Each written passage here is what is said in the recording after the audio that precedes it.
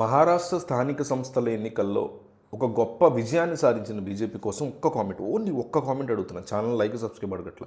Congratulations BJP అని ఒక్క comment ఏంటి చాలు.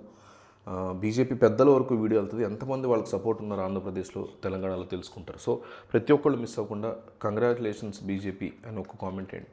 మహారాష్ట్ర యొక్క స్థానిక సంస్థల ఎన్నికల్లో ముఖ్యంగా మున్సిపల్ కార్పొరేషన్ ఎన్నికల్లో బీజేపీ ఢంకా బజాయించింది. విజయ ఢంకా 800 చిల్లర వార్డుల్లో బీజేపీ సొంతగా 1400 విజయం సాధించింది.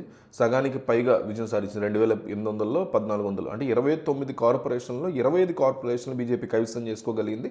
ఇది చాలా బిగ్గెస్ట్ విన్ అని చెప్పుకోవాలి. ఇక్కడ వరకు బాగానే ఉంది. అయితే ఈ ఘన విజయం వెనక కూడా ఒక పరాజయం కనిపిస్తుంది. అదా ఒక హెచ్చరిక ఉంది బీజేపీకి. ఆ హెచ్చరికని భారతీయ జనతా పార్టీ అధ్యయనం చేయాల్సిన అవసరం ఉంది. భారతీయ జనతా పార్టీ కన్నా కూడా తమని తాము సెక్యులర్ పార్టీగా చెప్పుకునేటువంటి పార్టీలు ఏవైతే ఉన్నాయో, శివసేన ఉద్ధవ్ ఠాకరే కావచ్చు, ఎన్సీపీకి సంబంధించిన శరద్ పవార్ కావచ్చు, ఎన్సీపీ అజిత్ పవార్ కావచ్చు, కాంగ్రెస్ పార్టీ కావచ్చు, తమను తాము సెక్యులర్గా చెప్పుకునేటువంటి ఈ పార్టీల్లో కూడా ప్రమాద గంటికలు డెఫినెట్లీ మోగుతున్నాయి. అవి ఏంటంటే ముస్లిం ఓటింగ్ బిహేవియర్, ముస్లింలు ఓటు వేసిన విధానం చాలా ప్రమాద గంటికలు మోగిస్తుందని చెప్పుకోవచ్చు. నిజానికి ఈ సెక్యులర్ పార్టీలుగా తమకు తాము చెప్పినటువంటి పార్టీలు అన్నింటిలో కూడా ముస్లింలు వదిలిపెట్టేశారు. వాళ్ళకు ఓట్లే వేయలేదు. ముస్లిం ఓట్ల కోసం వెంపర్లాడేటువంటి పార్టీలందరూ కూడా ముస్లింలు పట్టించుకోలేదు.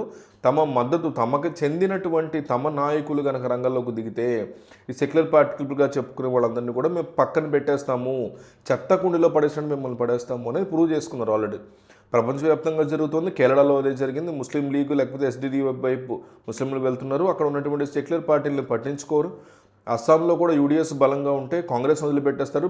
బీహార్లో ఇటీవల పూర్వాంచల్లో కాంగ్రెస్ పార్టీ, అట్లాగే ఆర్జేడీని పక్కన పెట్టి మరి ముస్లింలు నేరుగా వెళ్ళి సర్జాపూర్ లాంటి ఏరియాల్లో ముస్లింలు ఎంఐఎంకి ఓటు వేసి 5 సీట్ల వరకు ఇచ్చారు.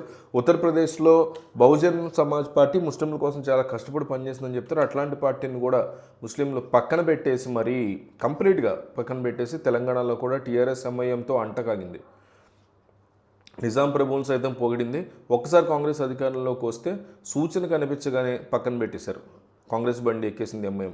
కాబట్టి ముస్లిం ఓటింగ్ బిహేవియర్ ఏదైతే ఉందో ఈ సెక్యులర్ పార్టీలకు ఒక ప్రమాద గంటిగా అని చెప్పుకోవచ్చు. తమ నాయకులు తమ పార్టీలోకి వచ్చినట్లయితే సెక్యులర్ పార్టీలన్నింటిలో కూడా డెఫినెట్లీ వదిలేస్తారు వాళ్ళు, అందులో డౌట్ లేదు. మహారాష్ట్ర కార్పొరేషన్ ఎన్నికల్లో ఎన్సీపీ శరద్ పవార్కి, నేషనల్ కాంగ్రెస్ పార్టీ శరద్ పవార్కి మొత్తం వచ్చినటువంటి సీట్లు 36, ఓన్లీ 36.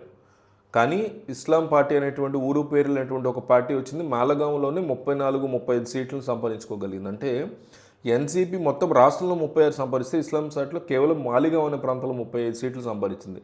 మాలిగాంలో 84 సీట్లకు 35 గెలుచుకుంది ఇస్లాం అనే పార్టీ. సో సమాజ్వాదీ పార్టీ అది కూడా ముస్లింలకు అనుకూలంగా పనిచేసినటువంటి వాళ్ళకి 7 సీట్లు వచ్చాయి. ఎంఐఎం 2వ పొజిషన్లో ఉంది, వాళ్ళకి 21 సీట్లు వచ్చాయి. అంటే 84 సీట్లలో దాదాపు 56 సీట్లు, 56+7 63 సీట్లు ముస్లిం అభ్యర్థులు మాత్రమే గెలుచుకోగలిగారు. వాళ్ళు మాత్రమే విజయం సాధించగలిగారు. ముస్లిం సంబంధించిన పార్టీకి సంబంధించిన వాళ్ళు. మాలగాం నేషనలిస్ట్ కాంగ్రెస్ పార్టీ ఎన్సీపీ సమాజ్ శరద్ పవార్ గ్రూప్కి పెద్ద హెచ్చరిక అనమాట ఇది. మొత్తం ఎన్సీపీ అజిత్ పవార్ ఎన్ని సీట్లు సంపాదించారు? 36 సంపాదించారు. ఎంఐఎం మహారాష్ట్రలోని మున్సిపల్ కార్పొరేషన్లో 114 సీట్లు సంపాదించారు. అంటే దాదాపుగా అజిత్ పవార్ గ్రూప్ అధికారంలో ఉండి ఎంత సంపాదించిందో దాదాపు కొంత తేడాతో అంతే సంపాదించుకోగలిగింది ఎంఐఎం. ఔరంగాబాద్లో 35, మాలగాంలో 25, నాందేడ్లో 15 సీట్లు సంపాదించింది. మిగతా చోట్ల ముంబైలో కూడా ఖాతా తెరిచి ఒక కార్పొరేటర్ని గెలిపించుకోగలిగింది. మొత్తం 114 సీట్లు గెలుచుకోగలిగింది ఈ ఎంఐఎం అని గణాంకాలు చెప్తున్నాయి.